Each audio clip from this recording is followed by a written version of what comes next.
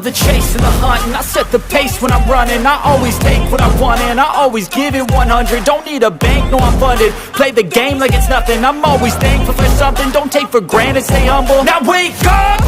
It's time to look at the enemy. Look in the mirror if he is no.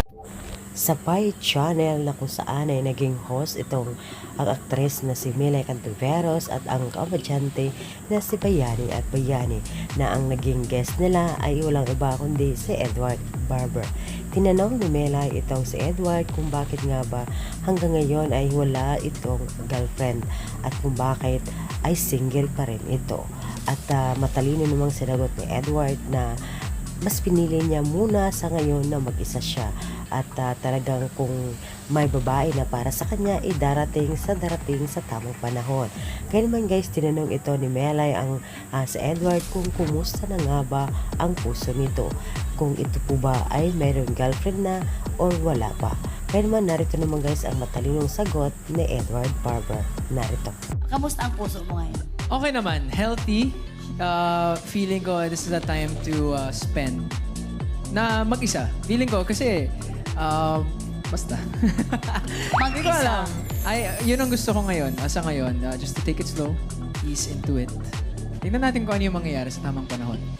Samantala, itong si Melay ay tinanong niya si Bayani at Bayani kung ano nga ba ang papapayo niya kay Edward Barber sa pagkatapos ng maraming di umanong naliling kay Bayani at Bayani. Kaya naman humingi itong si Melay ng payo kung ano nga ba ang ipapayo niya kay Edward Barber tungkol sa buhay pag-ibig. Narito guys ang sagot ni Bayani at Bayani sa kanyang advice para dito kay Edward Barber. Narito. Marami, gusto ko isa lang. So, ganun pala talaga yan. Bilang ikaw, syempre, ang dami mo na pinagdaanan ng mga love life, Kuya Bayani. Ba't na pinagdaanan love life? Hindi, no, mga crush-crush noon pa. Mga crush-crush hanggang natatagpuan mo na talaga ang minamahal mo. Ano ang pwede mong i-advise kay Edward pagdating sa Yun nga, puso? take it easy. Kasi alam mo ang buhay, napaka-iksi lang. Kung mamadaliin mo pa, lalong iiksi. Diba? Kailangan one at a time. Kung ano yung pangarap mo, unahin mo. Tapos yung love life, darating at darating sa iya. Kasi mabait kang tao.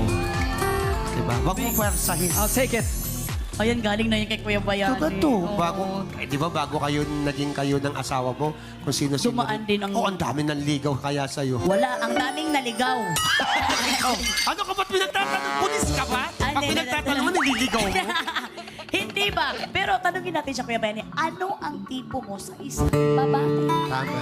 Ikaw, Kuya Bayani, I'm sure may mga dalaga kang anak. Sa tingin mo, kapag naligaw ba si Edward sa mga anak mo, pasok ba? Pasok na pasok. Oy! Alam mo, malayo pa lang si Edward, sasabihin ng anak ko, Papa, yun po manliligaw sa akin, susunduin ko. Baka maligaw. Baka maligaw, ang galing-galing. Pero anong tipo mo sa nakababa? Ako, super, malaking bagay yung loyalty.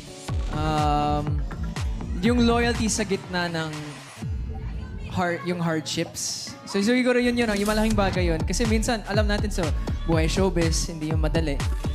Kahit sa whatever type of life, hindi naman talaga madali. Mahirap naman talaga. Pero yung klaseng tao na, sige, nakikita ko yung nangyayari sa buhay mo, nakikita ko yung mga struggles mo, and I'm going to go with you through those struggles. Kasi yung manonood ka lang, sige, kaya mo yan ha.